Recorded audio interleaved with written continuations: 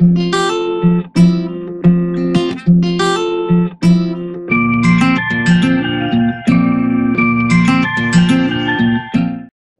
Friends, elevator চ্যানেলে আমি তোমাদেরকে ওয়েলকাম জানাচ্ছি।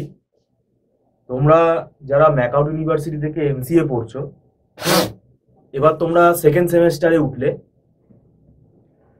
যারা এই 2024 সালে এমসিএ সেকেন্ড সেমেস্টার, মানে ম্যাকআউট ইউনিভার্সিটির যারা তোমরা স্টুডেন্ট, তোমাদের এমসিএ এর সেকেন্ড সেমেস্টারের পরীক্ষা জুন মাসে হবে এরকম নোটিশ আছে। কটা সাবজেক্ট আছে? ইলেকটিভ নিয়ে প্রায় 5টা সাবজেক্ট আছে। ডেটা স্ট্রাকচার আছে, data structure with Python, operating system, তারপরে আমাদের নেটওয়ার্কিং রয়েছে, আর অবজেক্ট ওরিয়েন্টেড প্রোগ্রামিং জাভা রয়েছে। এই 4টে তো কম্পালসারি পেপার। এখন কতদিন সময় বাকি? 2 মাস সময় বাকি। কেননা আমরা বরাবরই বলে আসছি যে মার্চ মাস থেকে পড়া স্টার্ট করা উচিত ছিল সবার। আমরা কি বলবো, আমরা নিজেরাও বুঝতে পারছি না যে এই 2 মাসে কতটা সিলেবাস কমপ্লিট হবে। যদিও 1-2 মাসের মাথায় আমরা কোনো স্টুডেন্ট নেই না, কিন্তু ব্যাপারটা হচ্ছে এই 2 মাসে কি সিলেবাস হবে। যাই হোক, আমরা চেষ্টা করব 2 মাসে কখনোই আমরা এটা কমিটমেন্ট করব না যে 100% সিলেবাস কমপ্লিট হবে। আমাদের একটা দীর্ঘদিনের পড়ানোর অভিজ্ঞতা রয়েছে, সেখান থেকে আমাদের কিছু নোটস রয়েছে। কয়েকটা ইম্পর্টেন্ট টপিক পড়ে যেতে হবে। কেননা প্রথম কথা হচ্ছে, জাভা প্রোগ্রামিং কোনো সাজেশন হয় না, কোনো সিলেক্টিভ আমি 2-3টে টপিক পড়ে চলে গেলাম হবে না, প্রথম থেকে পড়তে হবে। অপারেটিং সিস্টেমের মধ্যে অ্যালগোরিদম আছে, অঙ্ক আছে।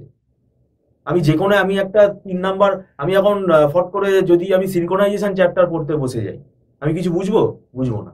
আমাকে প্রসেস কনসেপ্ট থেকে স্টার্ট করতে হবে, এরকম একটা ব্যাপার। তারপরে ডেটা স্ট্রাকচার। আমি যদি এখন বাইনারি ট্রি ট্রাভার্সালের অ্যালগোরিদম তোমাকে যদি আমি করাই, বুঝবে কেউ? বুঝবে না। তাকে একদম প্রথম থেকে পড়তে হবে, লিঙ্ক লিস্ট থেকে পড়া স্টার্ট করতে হবে। ডাইনামিক মেমোরি অ্যালোকেশন কিভাবে হয় সেগুলো জানতে হবে, আরো অনেক রকম জিনিস আছে জানতে হবে। নোট স্ট্রাকচার গুলো বুঝতে হবে। তাহলে সিলেবাসটা কতদিনের সিলেবাস? আমার ব্যক্তিগতভাবে মত যদি বলি, প্রায় এটা 8-9 মাসের সিলেবাস আছে। আমরা অনেক দিন আগে থেকেই বলে এসেছি যে তাড়াতাড়ি পড়া শুরু করো। এটা মানছি সময়টা কম, কিন্তু এটা তো আমাদের হাতে কিছু নেই। এখন যেটা স্ট্র্যাটেজি হওয়া উচিত বলে আমি মনে করি, এটা যারা ধরো পরবর্তীকালে এমসিএ তে অ্যাডমিশন নেবে, ফার্স্ট সেমেস্টারেই কিন্তু সেকেন্ড সেমেস্টারের অন্তত দুটো সাবজেক্ট না হলে মিনিমাম একটা সাবজেক্ট কিন্তু পড়ে রেখে দেওয়া উচিত। এবার বলবে যে বাবা স্যার কি বলছে, হ্যাঁ এটাই করতে হবে। আজকে যারা সেকেন্ড সেমেস্টারে উঠেছো, ফার্স্ট সেমেস্টারের কটা স্টুডেন্ট তোমরা সেকেন্ড সেমেস্টারের সাবজেক্ট পড়া স্টার্ট করেছিলে? সেটা তো আমার মনে হয় না কেউ করেছে বলে। আজকে যদি অন্তত দুটো সাবজেক্ট কেউ পড়ে রাখতো ফার্স্ট সেমেস্টারের যে সাবজেক্টগুলো আছে সেগুলোই বলবে যে পড়ে আমরা কমপ্লিট করতে পারবো না, সেটা তো বললে হবে না। তোমাকে রাত দিন পড়তে হবে, এছাড়া কোনো উপায় নেই। কেন আমাদের এমসিএ এখন 2 বছর হয়ে গেছে, তাই সেমেস্টারে নাম্বার অফ পেপার কিন্তু অ্যাভারেজে অনেকগুলো বেড়ে গেছে।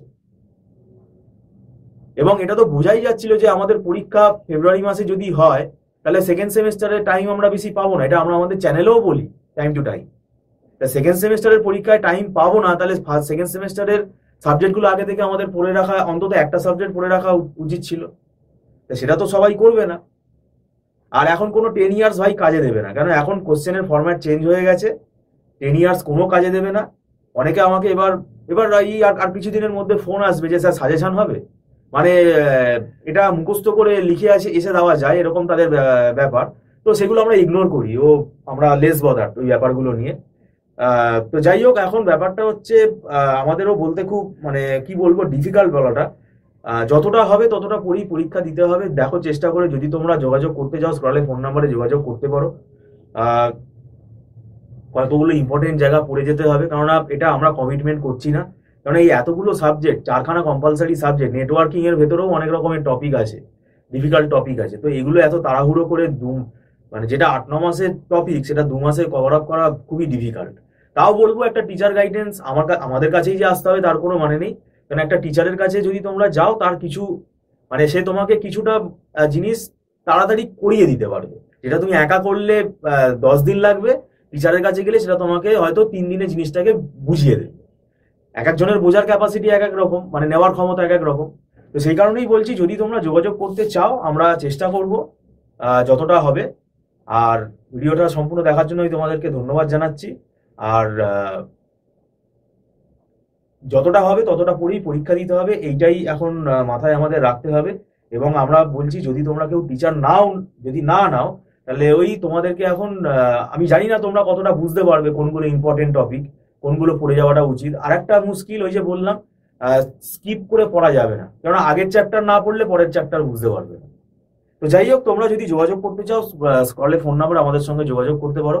আর আমাদেরও ম্যানেজমেন্টের সঙ্গে কথা বলতে হবে, কেননা আমাদের ম্যানেজমেন্টেরও একটা ডিসিশন আছে, তারা কি বলেন আমরা সেটা দেখব।